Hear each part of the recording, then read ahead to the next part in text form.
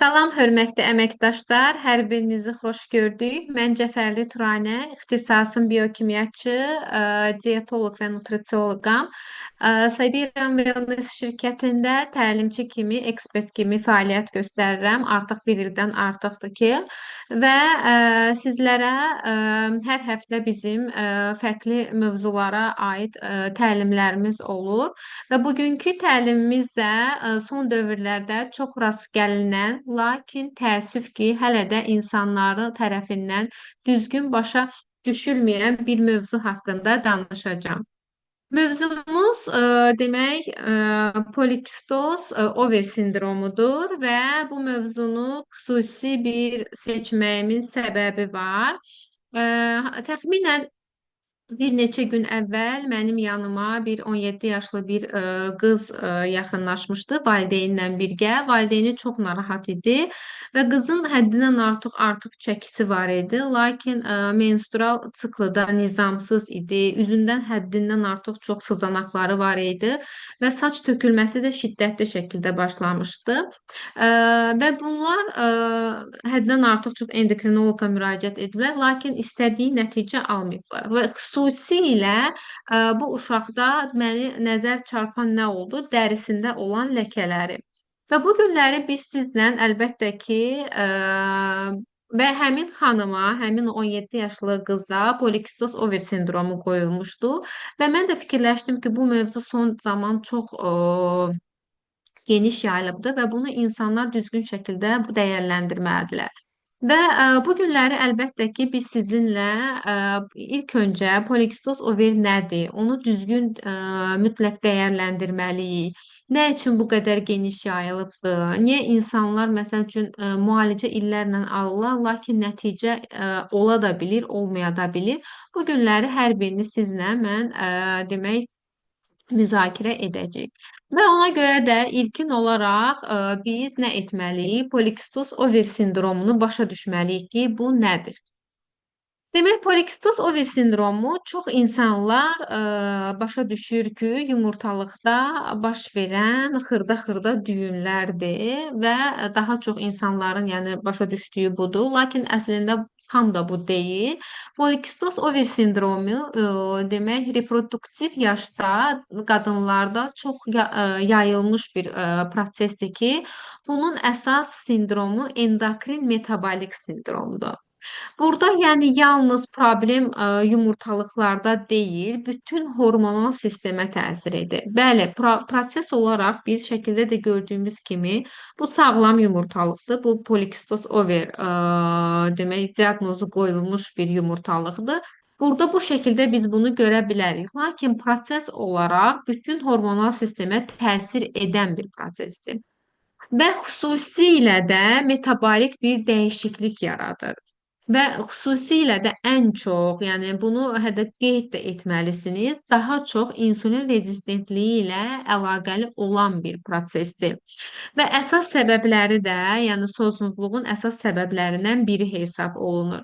Ümumi götürdükdə polikistoz over sindromu, hormonların dəyişməsi, metabolik sindromun baş verməsi və əlbəttə ki, iltihab da bir yerdə. Hər biri cəmlənəndə burada polikistoz over sindromu yaranır. Və bəzən olur ki, insanlar məsəl üçün bu diaqnoz qoyulubsa da sadəcə ginekoloqdan dəstək alırlar, digər proseslər yaddan çıxır və bu zamanda yüksək nəticə, istədiyimiz nəticəni əldə edə bilmirik. Çünki proses məhz burada yumurtalıqda gedən proses deyil. Demək, proses ümumi hormonal sistemdə baş veribdir. Yəni ümumi hormonları bir çarx kimi fikirləşin. Əgər bu çarxın biri sıradan çıxırsa da, əlbəttə ki, hər biri dağıla bilir. Yəni məhz burada da polikistoz overin əsas anlayışı bu şəkildə olmalıdır. Bəs necə yaranır? Gəlin baxaq. İnkişafı xüsusilə genetik meyldir. Daha çox əgər məsəl üçün genetikasında varsa da, əslində bunu bu şəkildə də algılamağınızı istəmirəm. Kiminsə ola bilər ki, anasında və yaxud da genetikasında var və mən də polikistoz over sindromundan yaxalanacağam elə bir şey yoxdur. Yox, əlbəttə ki, bunun ətraf mühiti, yaşadığı əsas ətraf mühit faktorları da önəmlidir və burada xüsusilə daha çox, yəni geniş yayılmış statistikaya nəzər salsaq, ən çox yayılmış genetik meyil olur, bir də ətraf mühit faktorları. Yəni ikisi bir yerdə rol oynayır. Və ən vacib burada nədir? Ən vacib burada insulin rezistentliyidir. Və hüceyrələrin insulinə həssaslığı azalanda pankreatit vəzimiz, yəni mədə-altı vəzimiz daha çox insulin ifraz edir. Yüksək insulin burada androgen hormonunun sintezini artırır. Yəni ə, həddindən artıq çox insulin həssaslığı varsa da, yəni daim insulin hüceyrənin içinə girə bilmirsə də və pankreatit mədə-altı vəz daim insulin sintez edirsə də artıq bu androgen hormonuna bir siqnal olaraq gedir ki, demək bu zaman nə baş versin? Bu zaman androgen hormonunun sintezi artsın, yəni testosteron hormonu yüksəlsin və bu zamanda yüksələn zamanda bax bu polikistoz over sindromu baş verir. Aybaşı əlbəttə ki, birinci olaraq menstrual sikl pozulur və bu şəkildə də yaranır. Və ona görə də mütləqdir ki, bəzən olur ki, belə bir şey də ola bilər. Yəni bu da olur. Yəni bunu da normal algılayırlar. Aybaşı normal olur. Lakin hansısa bir UZI ilə baxıldığı zaman da bu sindromu əlbəttə ki, diaqnoz olaraq qoymaq olur. Yəni burada məhz məsəl üçün mənim estrogenin, progesteron hormonum normaldır deyə, yəni bir şey yoxdur. Burada bütün hormonlar nəzərdən keçirməlidir. Xüsusilə burada ən çox bizim nəzər yetirməmiz olduğumuz iki hormon var ki, FSH hormonudur, bir də LH hormonudur ki, bunların elə bir ki, nisbəti olmalıdır. Baxın, gəlin belə izah edeyim. Çünki ilk olaraq biz mexanizmi başa düşməsək və elə hər kəs deyir ki, məndə polikistoz over var, mən necə müalicə olunum və bu mexanizmini anlamasaq, əlbəttə ki, bunun tam biz öhdəsindən necə bununla mübarizə aparmalıyıq, bunu da başa düşmək çox çətin olur. Baxın, burada şəkil yerləşdirmişəm. Yəni mən tərəfdən baxanda soldakı deyək yumurtalıqdır. Bu normal yumurtalıqdır. Yəni normal bir yumurtalıqda baş verən menstrual siklin vəziyyətidir ki, hansı ki burada follikullar başlayır inkişaf etməyə və bunun içərisində olan yumurta da gəlir. Baxın, bu FSH, bu LH hormonunun yüksəlməsi nəticəsində burada ovulyasiya baş verir. Ovulyasiya necə olur? Follikul partlayır və yumurta hüceyrəsi buradan çıxaraq və ovulyasiya və yaxud da menstrual proses baş verir. Lakin demək polikistoz over zamanı nə baş verir? Proses olaraq follikul inkişaf edir. Baxın, burada follikullar böyüyür, lakin yumurtalıq, yəni bunun içərisində olan yumurtalıqlar tam yetişib follikul partlaya bilmir. Bunu da yetişdirən məhz hansı hormonaldır? Demək SH hormonudur, bir də LH hormonudur. Yəni xüsusilə bu hormonlar bizim hipotalamus tərəfindən sintez olunduğu üçün, yəni birbaşa bunun yetişməsi üçün əsas rol oynayır və bunun nisbəti də burada çox önəmlidir. Və bu hormona təsir edən xüsusilə insulin rezistentliyi olur. Həddindən artıq insulin rezistentliyi olduğu üçün və bu follikullar da tam yetişə bilməyəndə burada ovulyasiya baş vermir və nəticədə polikistoz over sindromu yavaş-yavaş başlayır. Əslində baxın, bu şəkildə göründüyü, bax bu görürsüz, bunlar düyünlər deyək, hətta UZI-də də belə görünür, bax bu düyünlər. Bu düyünlər yetişməmiş bu follikullar var və burada yığılır. Yəni follikul partlayıb çıxa bilmir, follikul partlayıb bu yumurtalar çıxa bilmir içərisindən və bunlar yığıntı kimi düyün şəkildə bir-birinə birləşir və bu şəkildə də həmin bu proses yaranır. Və insulin rezistentliyi bu prosesdə çox önəmlidir. Yəni əgər sizlərə müraciət edən insanlar olsa, əməkdaşlar olsa, yeni gələn əməkdaşlar olsa, əgər desələr ki, məsəl üçün mənim polikistoz over sindromum varsa, bizim ağlımıza ilk gələn insulin rezistentliyi olmalıdır. Çünki insulin rezistentliyi burada əsas mexanizmlərdən biridir. Hüceyrələr insulinə cavab verə bilmir. Həssaslaşdığı üçün pankreatit daha çox insulin ifraz edir. Və bu da əlbəttə ki, yenə deyirəm, demək yumurtalıqların həddindən artıq androgen hormonunun sintezinə gətirib çıxardır. Yəni testosteron hormonu yüksəlir və testosteron hormonu yüksələndə də ovulyasiya baş vermir və bu zamanda biz polikistoz over sindromundan əziyyət çəkirik.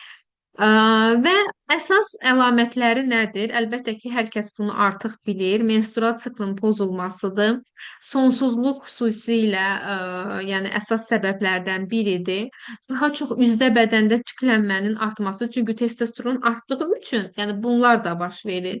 Sızanaq, yağlı dəri, xüsusilə androgen hormonunun yüksəlməsi nəticəsində. Yəni təsəvvür edin ki, hormonlar bir-birinə zəncirvari bağlıdırlar. Birində qırılma gedirsə də hər birində qırılma gedir. Və burada da saç tökülməsi müşahidə olmalıdır. Androgen hormonunun yüksək sintezi baş verir.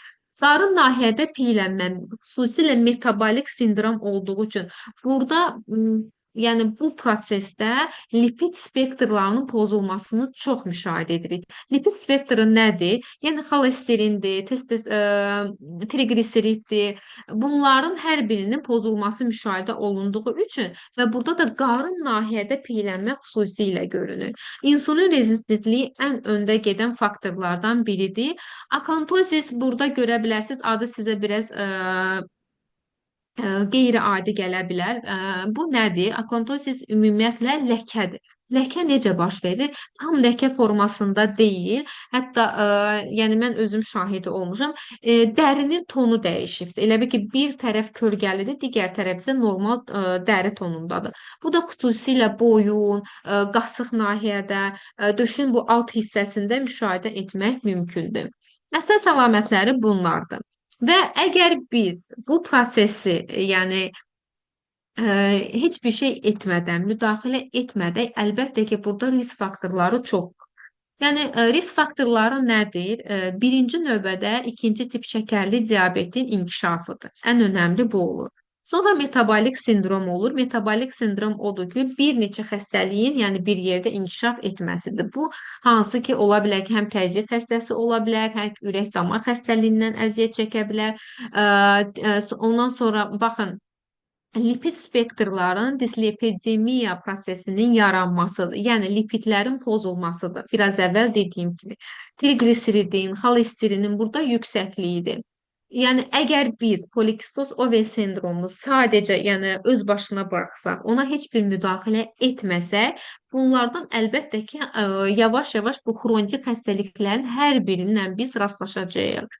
Və burada endometrin qalınlaşma da çox önəmlidir. Bu da yəni getdikcə aybaşı olmadığı müddətdə burada demək uşaqlıq divarında qalınlaşma olur. Ovulyasiya olmadığı üçün həmin divarda qalınlaşma olur. Və bu zamanda yenə də bunu bu şəkildə qoyduqda, yəni sonradan yenə də uşaqlıq boynunda bir çox xəstəliklərlə üzləşə bilirik və sonsuzluq da əsas səbəblərindən biri ola bilir. Və ona görə də polikistoz over sindromu zamanı xüsusilə biz nələrə diqqət etməliyik? Bu hər kəsin bilməli olduğu məqam nədir? Hər kəs bilməlidir ki, polikistoz over sindromu sırf yumurtalıqlarla bağlı bir xəstəlik deyil. Bu metabolik bir xəstəlikdir. Yəni biz müalicə olunursa da 5 istiqamətin də fikirləşməliyik. Burada əlbəttə ki, həm dərmanlar ehtiyac varsa da dərman, qida əlavələri, yəni mütləqdir burada. Fiziki aktivlikdir, normal yuxudur, qidalanma burada çox önəmlidir. Əgər məsəl üçün birini edib digərlərini etməyəndə, yəni nəticə sıfır. Yəni bunu mən bunu əminliklə deyirəm. Və ona görə də bu ümumi bir proses olduğu üçün, ümumi metabolik bir pozuntu olduğu üçün biz burada hər bir şeyi dəyərləndirməliyik. Və xüsusilə burada, əgər məsəl üçün maraqlıdırsa da, necə qidalanmalıyıq? Daha çox zülal tərkibli qidalara üstünlük verməliyik. Xüsusilə paketli qidaları biz həyatımızdan çıxartmalıyıq. İşlənmiş məhsullar dedikdə, yəni məsəl üçün adi bu kalbasadır, məsələn hissə verilmiş ətlərdir. Bunlar işlənmiş məhsullardır. İşlənmiş məhsullar xüsusilə bizim həyatımızda olmamalıdır. Ən önəmli qlikemik indeksi yüksək qidaları biz minimuma salır ki, insulin rezistentliyi aradan qalxsın. Və bilirsiniz ki, şirkətdə bizim yetərincə qida əlavələrimiz var və bu polikistos over zamanı biz hansı, yəni şirkətdə olan qida əlavələrini tövsiyə edə bilirik? Bu haqqda danışacağıq sizlərlə. Biz dedik ki, ilk olaraq bizə bu sindromla müraciət edən insanlara birinci dəyərləndirəcəyik insulin reseptorlarının fəaliyyətinin necə olduğunu. Əgər yəni 90%, 95% insanlarda insulin rezistentliyindən bağlı olur. Və bu zaman əlbəttə ki, xrom pikolinatdan istifadə edəcəyik, xrom lipaza. Lipaza bilirsiniz ki, yəni demişəm bunu dəfələrlə təlimdə, bəlkə də yeni əməkdaşlar da var. Lipaza xromun onun formasıdır. Daha tez sorulma, yəni qana keçməsi üçün daha tez aktiv formasıdır. Burada tərkibində isə pikolinat formasıdır. Pikolinat forması daha yaxşıdır bu prosesdəki insulin reseptorlarının fəaliyyətini dəstəkləyərək əsas iş nədir? Qlikozanı hüceyrənin içərisinə salmaqdır.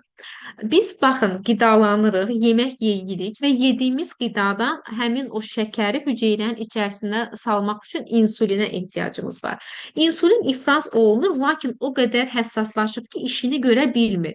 Yəni hüceyrənin içinə qapısını açıb girə bilmir. Və bu da girə bilmədikcə nə qədər çox olursa da pankreatit o qədər insulin ifraz edir. Və əlbəttə ki, bu şəkildə də bax bu polikistos over sindromu baş verir. Və burada da mütləqdir ki, burada xrom lipaza bizim ən köməkçi maddələrdən biri olacaqdır ki, həmin bu həddindən artıq insulinin ifrazını, sintezini zəiflədir və qlükozanı hüceyrəyə daxil olmasına kömək edir. Omega 3 çox önəmlidir. Yəni əgər bir qida mütəxəssis kimi məndən soruşanda mütləqdir ki, mənim ilk təyin elədiyim bu prosesdə mütləq omega 3 olmalıdır ki, çünki proses metabolik olduğu üçün, ümumiyyətlə hüceyrə membranında xroniki artıq bu iltihab kimi baş verdiyi üçün bizim burada omega 3-ə ehtiyacımız var. Və iki dənə hal-hazırda şirkətdə omega 3 var. Biri bitki əsaslıdır. Yəni ketan yağından alınmışdı. Lakin tərkibində yenə də bunun EPA, DHA yağ turşuları da var. Və əgər məndən soruşsanız ki, məsəl üçün bunu Turan xanım ola bilərmi ki, ikisini də birdən verin? Mən tövsiyə edərdim ki, hər iki məhsuldan istifadə olsun. Lakin ilkin olaraq demək bitki tərkibli omega 3 verilir. Sonra isə demək bu Şimali Amerikanı verə bilərsiniz. Burada əsas məqsəd oksidativ stresi zəiflətməkdir. Bir də lipid mübadiləsini düzəltməkdir. Çünki dedik ki, polikistos over xüsusilə, yəni bir prosesin pozulması deyil. Burada lipid mübadiləsi də pozulubdur. Biz xüsusilə buna da diqqətli olmalıyıq ki, triqliserid aşağı düşsün, xolesterin normal olsun və buna görə də bizim burada omega 3-ə ehtiyacımız yüksəkdir. Və tınkın burada rolu çox önəmlidir. Bədəndə həddindən artıq çox metabolik pozğunluq baş verdiyi üçün bizim antioksidana ehtiyacımız var. Bir də ən önəmli androgen hormonu xüsusilə dəri və saç follikullarına zərər verdiyi üçün və biz əlbəttə ki, burada dəri və demək saç follikullarını düşünməliyik və bunu dəstəkləmək üçün burada sink mineralına ehtiyacımız var ki, xüsusilə bu follikullar dəstəklənsin. Ondan əlavə, sırf sink mineralı insulinin metabolizmində iştirak etdiyi üçün yenə də bizim bu elementə ehtiyacımız həddindən artıq var. Və xüsusilə daha çox, məsəl üçün, əgər polikistos over sindromu varsa da və saç artıq tökülməsi, həddindən artıq demək saç tökülməsi, dəridə aknelər, sızanaqlar baş qaldırıbsa da mütləqdir ki, burada sink preparatı təyin olunmalıdır. Ən önəmli maqnezium burada, yəni xüsusilə uzun müddət qəbul olunmalıdır. Maqnezium 300 fermentin tərkibində olur. Xüsusilə bu prosesdə bizim əlimizdən tutan ən önəmli minerallardan biridir. Ə, Yəni metabolik proses olduğu üçün, yəni metabolik pozğunluq olduğu üçün maqneziumun yəni bir prosesdə deyil. Həm insulin siqnallaşmasında, xüsusilə maqnezium B6 ilə bir yerdə ehtiyacımız var ki, hansı ki, burada da B6-ya bizim ehtiyacımız odur ki, insulin siqnallaşmasında əsas funksiyasında mühüm rol oynadığı üçün xüsusilə bu tərkibə bizim ehtiyacımız var. Və bundan əlavə biz dedik ki, bu prosesi tetikləyən bəzi amillər var ki, hansı ki, bu da stressdir. Bəzən olur ki, insanlar fərqində deyil, yəni deyir ki, mən məsəl üçün heç bir stres yaşamıram, amma lakin içəridə də bizim bəzi hər bir şeyə reaksiya verdiyimiz bir proses var ki, bunu da bədən bunu bu şəkildə algılayanda kortizol hormonu yüksəldir və burada da kortizol hormonu yüksələndə yenə də insulin həssaslığına tetikləyir. Yəni onun üçün də burada yenə də maqneziuma ehtiyacımız var. Bundan sonra əgər bir insanın keyfiyyətli yuxusu yoxdursa da, insulin həssaslığı yenə də artacaqdır. Və ona görə burada bizim maqnezium ən önəmli vitamin, mineral hesab olunur.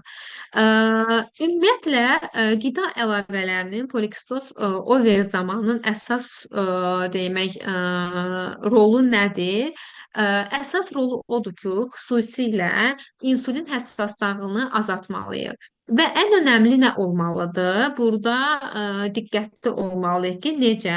Əgər biz qida əlavələri təyin ediriksə də, yəni bu polikistos over sindromundan əziyyət çəkirsə də, hər bir pasiyentin kliniki vəziyyətini biz fərdiləşdirməliyik. Yəni, məsəl üçün, bizə müraciət edən bir insan ola bilər, bunu ümumi olaraq klinik vəziyyəti dəyərləndirməlidir. Çünki biz maqneziumu ona məsəl üçün bir tabletdən də təyin edə bilərik, 2 tabletdən də, 3 tabletdən də.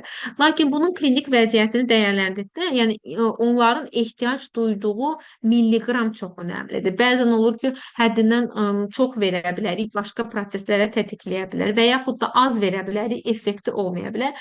Prosesdə ümumi olaraq metabolik bir pozulma olduğu üçün, yəni hər bir insan fərdi olaraq klinik vəziyyəti dəyərləndirməlidir və ona görə də qida əlavələri ona uyğun yazılmalıdır. Bunlar çox önəmli bir mexanizmdir. Yəni bunu hər kəs bu şəkildə yəni tətbiq etdikdə yaxşı nəticə də almaq mümkündür. Demək, bunu da demək istəyirəm ki, əslində bu təlimi hazırlayarkən yadıma düşdü ki, ümumiyyətlə, demək, beynəlxalq ekspertlər tərəfindən, hətta bəzi bu PubMed-də, xəbərlər saytında da polikistos over sindromu adı götürülübdür. Lakin mən təlimi hazırlayarkən dedim ki, bu adla çıxış edim. Çünki bilirsiniz ki, yəni hər kəs artıq bunu bu şəkildə bilir. Lakin bu polikistos over adı götürməsinin səbəbi odur ki, yəni sırf burada kistaların olmaması da yəni müşahidə olunur. Məhz artıq ekspertlər, beynəlxalq demək ekspertlər sübut etdi ki, məhz bu proses endokrin metabolik bir pozğunluq olduğu üçün, yəni bu sırf kistalarla əlaqəli bir şey deyil ki, bunun adı polikistos over olsun və bunun adını demək PMS qoydular. PMS də yenə polimetabolik endokrin over sindromu. Yəni endokrin bu vəziyyətin metabolik bir pozğunluq olduğu üçün artıq 3 aydan 4 aydan artıqdır ki, heç bir kəs polikistos over demir. Lakin burada mən bu şəkildə çıxış etməyimin əsas məqsədi ondan ibarət idi ki, hər kəs artıq bunu bu şəkildə tanıyır. Və ona görə deyirəm ki, məhz ola bilər ki, bir UZI-dəmi, bir ginekoloji bir kontrolda mı biz kista görməyə bilərsiniz. Lakin proses burada hormonların pozulması nəticəsində baş verir. Yenə də o diaqnozu qoymaq mümkündür. Sonda isə bunu demək istəyirəm ki, hörmətli əməkdaşlar, demək polikistoz over sindromu yenə də yalnız yumurtalıqlarda baş verən bir proses deyil, o bütün orqanizmdə hormonların tarazlığının pozulmasıdır. Yəni hormonların bir-birindən hansısa tarazlıqda pozulması nəticəsində əmələ gəlir. Əgər buna erkən diaqnoz qoyulsa da, düzgün həyat tərzi seçilirsə də, əlbəttə ki, bunun uzun müddətli ağırlaşmasının qarşısını almaq mümkündür. Hər birinizə təşəkkür edirəm təlimə qoşulduğunuz üçün, vaxt ayırdığınız üçün. Ümid edirəm ki, maraqlı təlim oldu. Bəlkə də aranızda olan demək əməkdaşlar var ki, bu prosesdə sualları çox idi və bu təlimdən sonra suallarına cavab tapa bildi. İnşallah gələn təlimdə görüşmək ümidi ilə sağ olun.